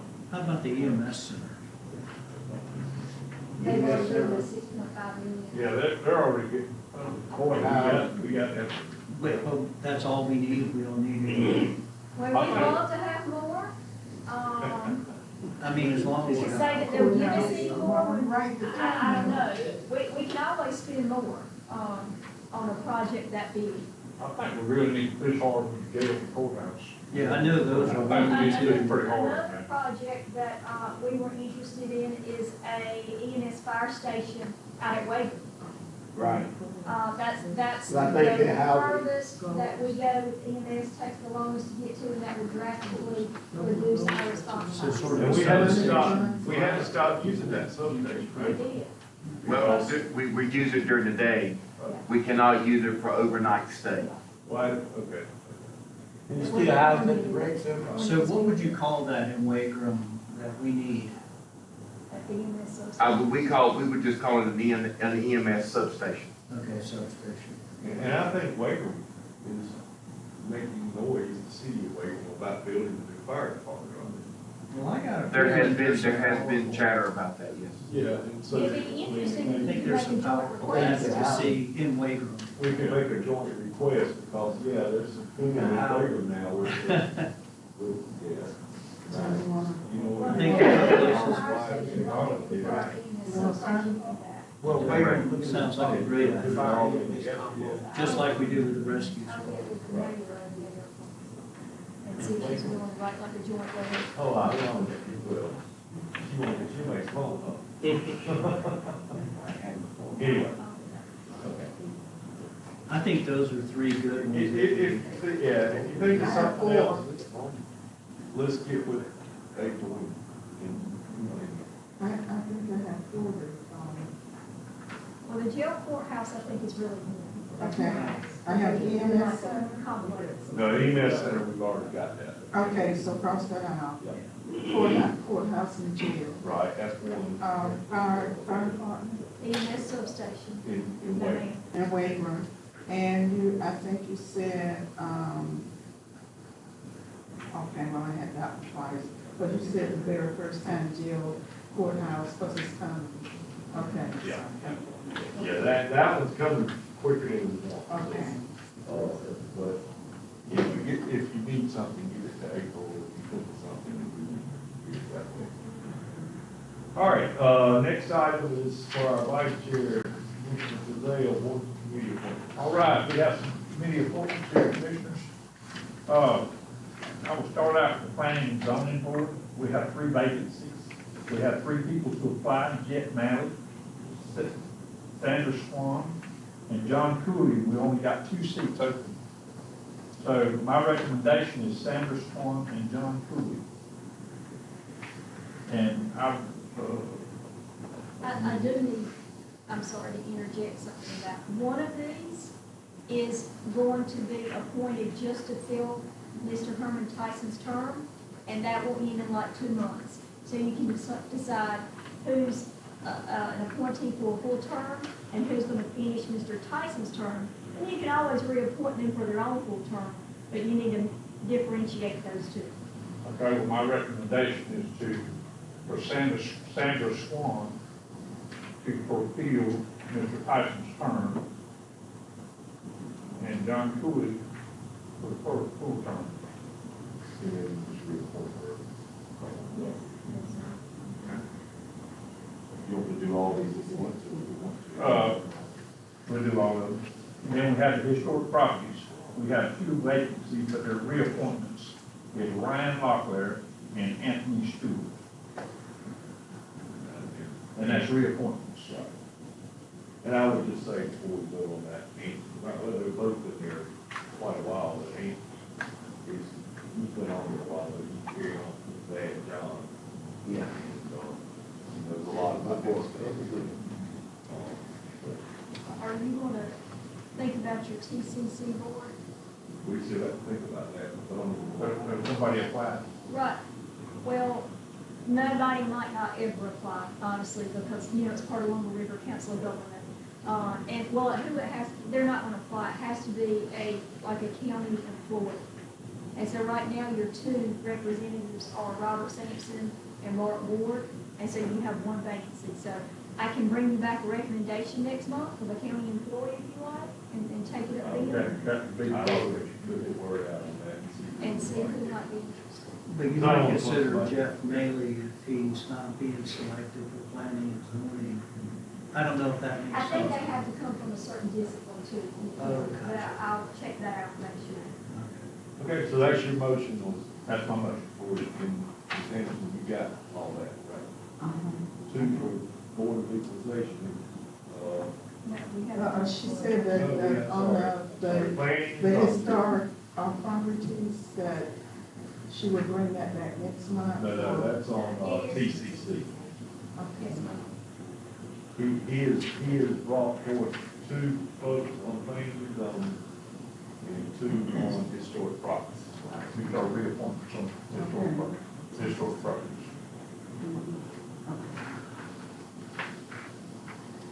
Okay? Good. All right. So with that, that's your motion, right? That's my motion. We need a second for that. Any questions? All in favor, say aye. Aye. Board of Equalization, what you're gonna do? I have a recommendation that you hold on that, because I feel like you need to do an updated resolution to have a board of equalization. And so Ms. Rutland, your tax administrator, has been researching that, so we think next month we will bring you a sample resolution.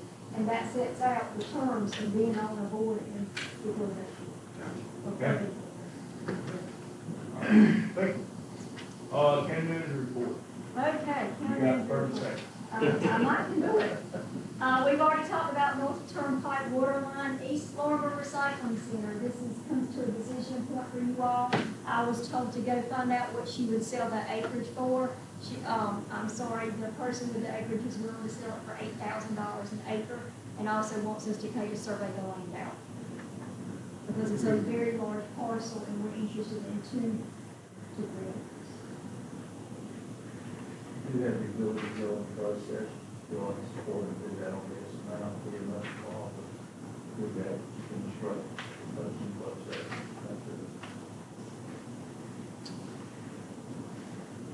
So are we surveying, are we paying to survey out 2 or 3 acres on a much larger tract? That's what it would be. $8,000 an acre, 3 acres, let's say. In East Laundry? Yes, outside of this, Yeah, they're out. about a mile from Fort But it's Smith. Yes, sir. 8,000. This is wooded land. So we're gonna need to clear it, and that's gonna be additional expense, and Count on. Do count on. yeah. And also, do we have an alternative location potentially? Yeah, a lot of. And she's been listening to commissioners meetings, she See? would,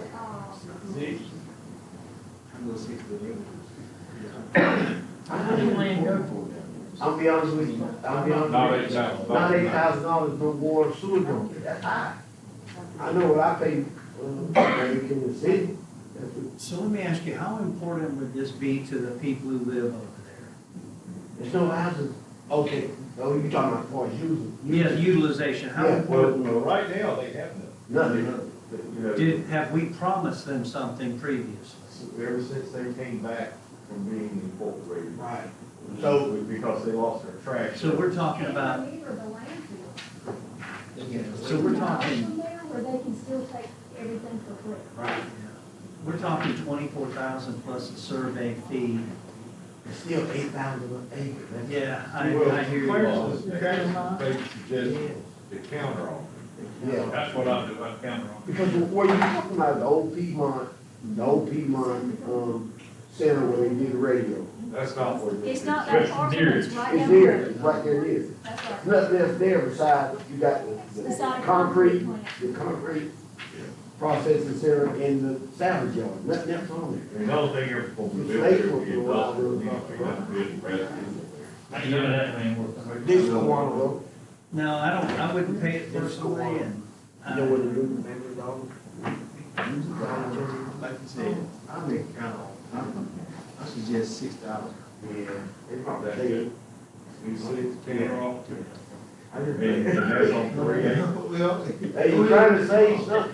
No, Well, I it's tell you all what, right, when you're gonna pay it more. comes to horse trade, you out for half of what they, Right. what they want. Right. And then you really, they'll come back with. Say 4. I'd say 4, then she'll Say probably 4, come then back. that's say 5. well, remember, this is She's televised. watching this so- on television. We're not Yeah. doing that. I would say, I like the idea of suggesting 6. Yeah. I think it's more than a fair offer. Well, I mean, we want to do this for these long, that's all. But if you offer them Yeah. 4, you may still. I think not having an alternative location, make a reasonable offer. If we can't get it for 6, we just don't. Well, we have alternative locations. I mean, that's Well, not but the not only in that location. area. Right. That's not the only Well, location. the question I asked, I asked that very question a moment ago, and the We answer was just sold our no. alternative location. Every said we don't. In East I Laurinburg, mean, I can keep trying to find places. No, We have an alternate location. we have an alternate. We have- Yeah, we do. We got an We have an alternate. alternate location. It's true. We got an alternate, just right now. No, we're gonna counter it 6. I'd say let's counter at 6. Commissioner Shelley says 4. Split So the let's difference. split the middle, 5. I didn't say that. Y'all just not, y'all not hard. All this is being broadcast. These guys, I was thinking, We're a little late to go into closed session now, so. Anyway. 5 each. Okay. So, for clarification, if she says yes, I will accept that if you all want to move forward with surveying that land out. I mean, we're just gonna make it right. Well, you know, If she accepts that, you don't want to move forward, you want to wait on the next meeting and talk about it. we offer her counter at 5, and she says yes, then we're tied in. But we've closed the deal on the old East Lumber So we need, We have money in hand. okay, we saw that, good. Well, but that East Lombard School is not the same enterprise fund as the landfill. So, We wouldn't have to use the enterprise fund just for purchase, would we?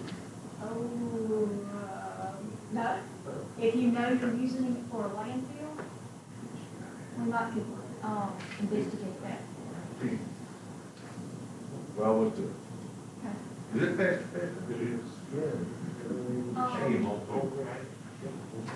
Okay. Moving on, emergency watershed project, we submitted one project, we're waiting for approval, honestly. Everything we have submitted has been denied, because I think all that funding is going to the hurricane and deal with that infrastructure.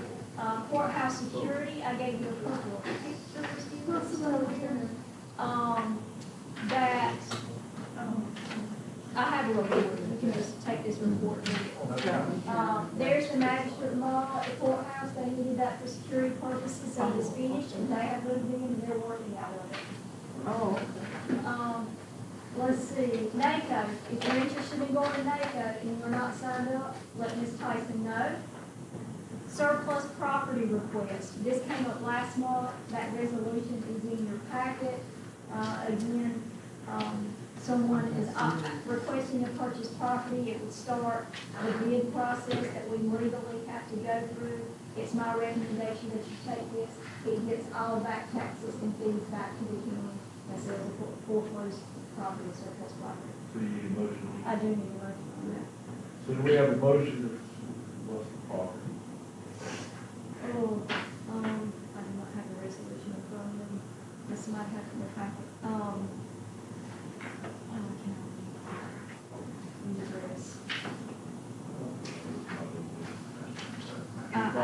Are you still logged on in? Can you go down to that? Yeah,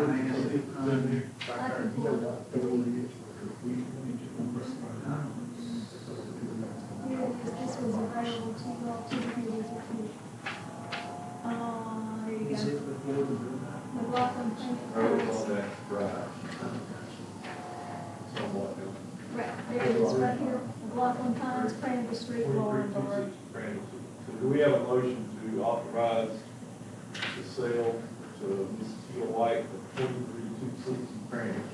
So moved. And you're not authorizing the sale, you're authorizing us to begin the upset bid process. Upset bid process. So we have a motion. And a second, any other discussion? All in favor? Aye. Any opposed? Okay, this is just a good update, for revenue purposes. Since we have started with our Eagle View images and our tax office reviewing those, we've identified 3,500 parcels in Scotland County that had additional, I guess you could say improvements to it that weren't being taxed. So just in, 6-7 months, we've identified $184,000 additional dollars of tax revenue. And we keep working. And one of those were mine. And they were wrong, so. Trillium grant received, Trillium has given us a grant for $250,000, I applied for it. We're gonna get that, it's gonna go to I. Johnson, the pool and playground at I. Johnson, to meet with the, site developer. CAB program, we hear about broadband a lot and gaps in our area. We, submitted our information to get in on the CAB program for our area, we have been approved for that. And so that's kind of a long process, and it's really not driven by the county, it's driven by the state, and, because that's their funding. But they basically bid out the areas that you're not getting, high-speed internet, and then the, like Spectrum, or whatever company gets the bid comes in and puts in that high-speed internet. So, kind of closing the gap on that. SCAP housing grant, I reported 2 months ago that we received information from NCOR, or the State Housing Office of Recovery and Resiliency, that we were not getting that $10 million. They came back, I believe last week, and said, you're back on, you're gonna get your $10 million. So, in that you still all want to accept that, that is for the project behind I. Johnson, where at some point you will deed that property over, and they will build low-income housing units back there. But before I signed that subrecipient agreement, I wanted to make sure that board was still on, this board was still on board with moving forward with that project. That will require our county to be the receivers of the funding, and then we will, monitor how SCAP builds, does that funding. We'll have to do all the reports today. I'll be honest, it will be a lot of work for our county. And you cannot dig that land over until that's done. You can't dig it over as long as we are the subrecipient. I mean, the only reason it never came off the table was because they said money was gone. And it's $9.6 million. And they're willing to do the work. Yeah, they'll do all the housing part. Fair Lake Dam project is completed after 2-3 years in the works. EMS, I'm gonna brag on them for just a minute. They have for some time really been pushing to get AED machines in all county offices, parks, even just other buildings throughout the county like churches. And so now they've accomplished getting one in every county office, most of our parks, and other, like I said, buildings throughout the community. And one thing I think people need to know, and you all tell them, if you have an AED machine in your building, anywhere, please report that to 911. Because if someone calls 911 operator, we automatically know there's an AED machine in there, and we can say, go get it. It's on the wall behind the piano. Go get it.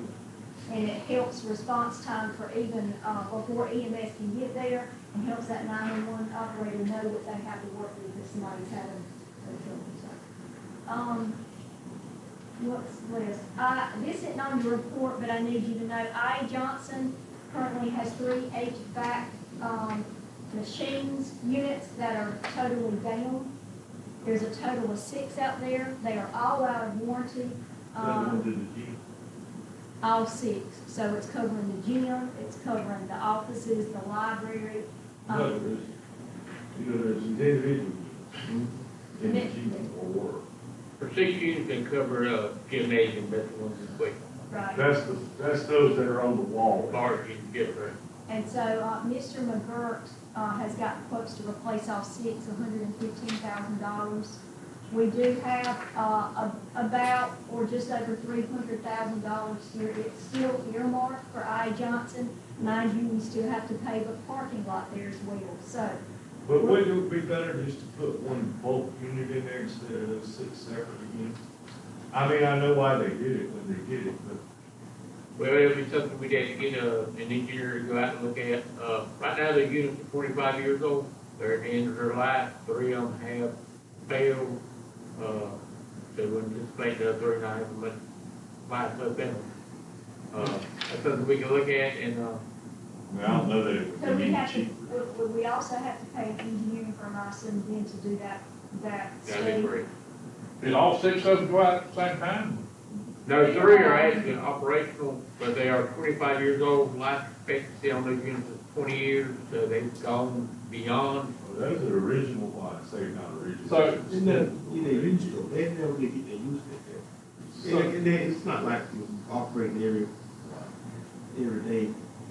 Well, I just didn't know if one of a big unit to run the whole thing, or it's cheap to go to see, so. Well, the way they're set up now, they're not dusty, so if you clean them large units, you probably have to do duct work and all. We were just looking at what had been designed there previously. I mean, that may just be an early. it's got 6 units from the library back to the basketball. No, sir, I think I said that wrong. It's just the gym. You know, Just the gym.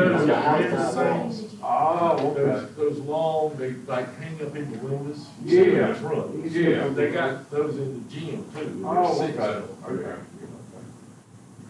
We were calculating since there's the cycle, if we change out 3, we can get a better rate. If we do all 6, save some money. Instead of, you may get another year or 2 out of the ones that are operational, but we get something. Question, what about those ones in the classroom, not using transfer to the gym? They're not. They're the same size. They're way undersized. That's a good point. That's wrong. So you need action. Yeah, I really just wanted to bring it to your attention to what Mr. McGurk's recommendation was and see if that's where you wanted to go to replace all 6. Is it, does it have urgency to it? Well, 3 are out, so, which I assume means the other 3 are working overtime. But I mean, is it a daily use facility? It's shut down, 1 day a week. Is that something we need to do this week, or what? Well, if you get them in now, and I'm not even thinking winter, I'm thinking summer. It's gonna be summer before they get installed. That's right, and we don't know how backed up they You are. got a 6 to 8 week lead time on the order. To order And and then weeks. you gotta get it put in. So are we suggesting to go ahead and pay the money out of the 300,000 and then figure out later on, maybe during capital budgeting, how we're gonna do the parking lot? Is that 500,000, is it earmarked for that? No, it's about 300,000 left, and it is earmarked to Just I. Johnson. but not the parking lot, earmarked to No, I. it's Johnson. I. Johnson. So we could use that. Is that a motion? No, it's a question, but I can turn it into a motion. Nathan. Yeah. I gotta clarify before I can, okay. I'd like to make a motion that we take $115,000 out of the IEJ budget and replace the HVAC unit in the gymnasium, 6 units. 6 units, and the engineering study, Well, they want to do that, they do get it. if it's the identical unit. But they may have a better solution now. We have a motion and a second. Any other discussion, any questions? All in favor? Aye. Any opposed? All right. Steve, you're done? All right, we'll start on this end. Mr. Edge, you have anything? Mr. Williams? I do have one thing I'd like to send our prayers out to Mr. James Jim Rush. Worked at the post office for years, passed away. Recently, I think his funeral was this past Sunday. Yes. Yeah, I just want to send our prayers out to his wife and kids and Commissioner Blue? I'd like to put in a plug. We have a couple of vacancies on the health board for citizens to participate in the health board. So if you know of anybody who would be interested in public health, please encourage them to volunteer for that, please. We'd like to get that board filled.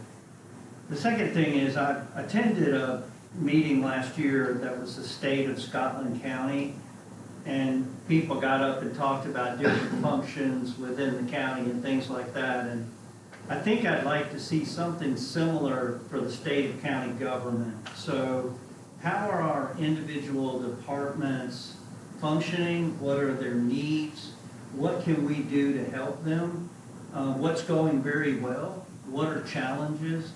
I think if we could see a snapshot of each department, I think we'd be better informed to help them with budgetary things, where they're challenged to find people, whatever the case might be. And I think it's a good annual exercise to do because a lot of times we're making decisions without having a lot of intimate knowledge of our own government functioning.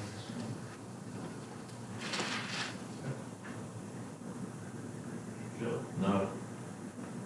No. Only thing I will tell you that you may hear a little bit about is that we go by on is we had a fire truck that was involved in a wreck Saturday night. It is a county truck, but it was being driven by a city employee. They ran the red light, gentleman hit him inside, and he's in the hospital. I'm not sure about the truck, if it's. The fireman's. No, the gentleman from the truck. But the fireman was at fault. Well, I don't want to say that I don't want that, definitely not. But I'm just telling you in case people start asking, people start talking. It wasn't. We're just happening. Right in front of, on the old Walgreens there at Scott Motors, coming out of South State. Oh, that's right. But I know people's gonna start asking. So you refer them to April with questions? It did happen, yes, but I mean, seriously. Please don't go out and say it. It's our policy. Hey, one other thing, on the inclement weather, do we have any concerns about Friday with Mr. Samuels here. Mr. Robert will give us an update on that later in the week, and then we typically use that to make decisions on fall. Will that be Thursday, Wednesday? When do you think they'll start putting? I'm hoping maybe by Wednesday, that I'll start getting emails and potentially have weather briefings, through emergency management. So I'm gonna go out on a limb and say, hopefully by Wednesday, I'll start hearing more about what the prediction was. And if you go on the county site, you can sign up for the rate alert, is that what it's called? It's called. They'll send you a text message on what's going on and that type of thing, so. All right, does anybody else have anything else? Good? I'm good. Okay. All right. If nothing else, then we'll adjourn this meeting. And we will see you in February. No. Hey. Plug that.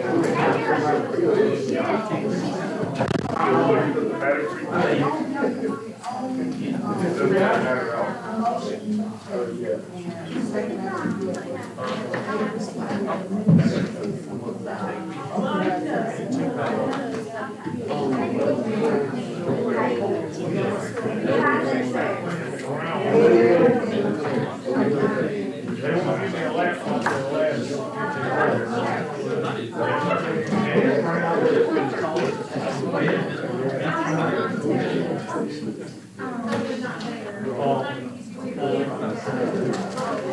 No, it's okay.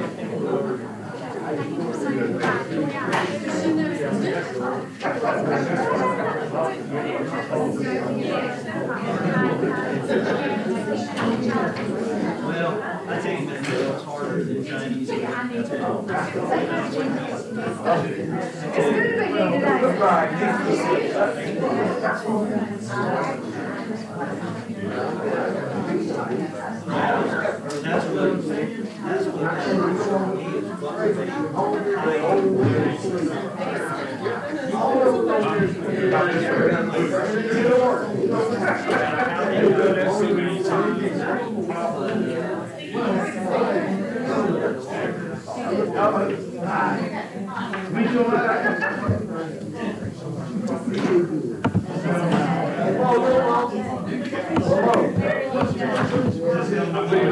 You are